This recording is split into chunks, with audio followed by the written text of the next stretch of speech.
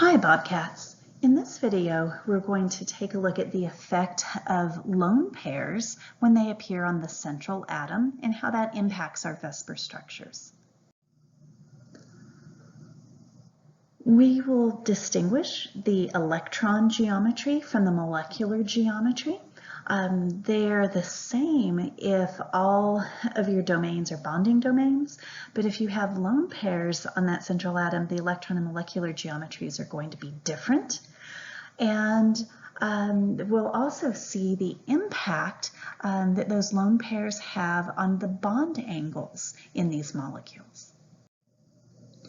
The first thing that I'm going to ask you to do is go and explore these shapes in our textbook, right? This is going to be section 11.1, chapter 11, section 1. There are some wonderful tools in there that allow you to take these shapes and turn them and rotate them and look at them from different directions so that you get a much better feel for the three-dimensionality, which comes up, and that's especially important for 4, 5, and 6 domains on the central atom.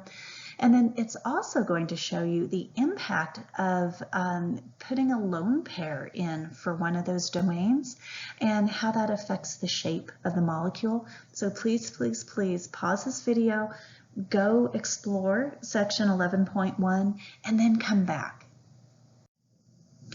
Great, now that you've taken a look at those molecules, I want to talk a little bit about the electron geometry versus the molecular geometry. Anytime we're talking about molecular geometry, we're talking about the position of atoms. If all of the domains that are on your central atom are bonding domains, then that means at the other end there will be an atom. And so the geometry that's created by the electron domains repelling each other and the geometry of the atoms is going to be exactly the same. But if one or more of those domains is a lone pair, then we're missing an atom, and so we're going to have to distinguish the molecular geometry from the electron geometry. I'd like to illustrate this by starting with a fairly simple compound, water, H2O. It's nice because it actually has 2 of these lone pairs on the central atom. So if I'm going to go to draw the VSEPR structure for water, I'll draw first the central oxygen atom, and now I need to count how many domains we have. Well, we have a domain. Oops, I keep losing my marker here. Hold on. We have one domain that is, I'm not losing it, I just can't distinguish on the screen. There we go. We have one domain here that's a lone pair, and there's another domain that's a lone pair, so that's 2 domains. And then we also have a bonding pair and another bonding pair. So we have a grand total of 4 domains. With 4 domains, our geometry, our electron geometry is going to be tetrahedral because we have 4 domains that are pushing and pulling on each other, actually just pushing on each other. So they're going to go towards the corners of a tetrahedron. So this is going to be our basic shape. 2 of these domains are going to be lone pairs, and 2 of them are going to be hydrogen atoms. Now, when I draw this particular situation, I prefer to use the positions that have the regular old lines as the positions where I put the atoms, and then use the 3-dimensional ones to be the positions of the lone pairs.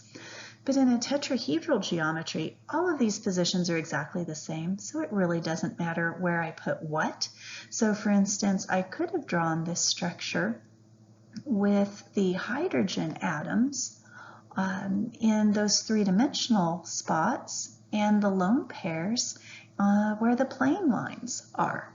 Or I could have mixed it all up. I could have had one hydrogen atom in the plane lines, one lone pair up there, and then one hydrogen back here and the other lone pair here. It doesn't matter where we put them, they are all equivalent.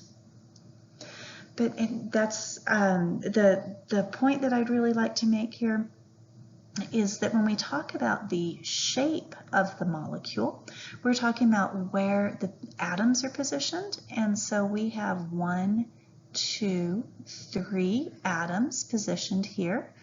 But in terms of the electrons, these lone pairs are still holding their own and pushing away the other domains, and so they dramatically affect the geometry. Water is not a linear molecule. It's actually a shape that we call bent. So when we go to describe this structure, we would say that the electron geometry is tetrahedral, because we have these 4 domains pushing away at each other. So the electron geometry is tetrahedral. And then the molecular geometry, it is, well, this is not a very creative name.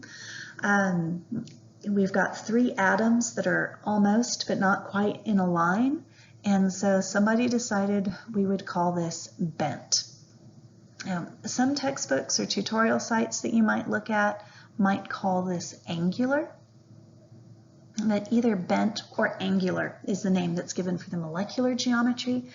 And please note that if a question ever asks you just for the shape without specifying electrons or molecular, the word shape by itself means the molecular geometry.